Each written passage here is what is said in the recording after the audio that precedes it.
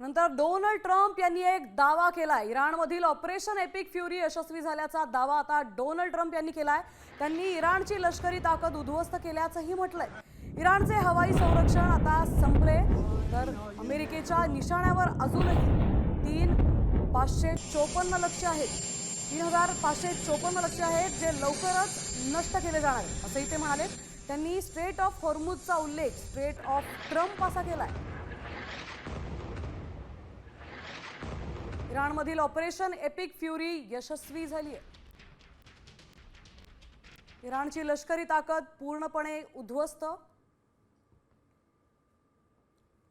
अमेरिकेच्या निशाण्यावर अजूनही 3,554 लक्ष्य आहेत जे लवकरच नष्ट करणार असल्याचा दावाही ट्रम्प यांनी केलाय। आता स्ट्रेट ऑफ हॉर्मुझ नाही तर स्ट्रेट ऑफ ट्रम्प असा उल्लेख आता अमेरिकेच्या राष्ट्राध्यक्षांनी केलाय। मला शांततेचा नोबेल पुरस्कार मिळाला नाही तर जगात कुणालाही नाही असं ते म्हणाले।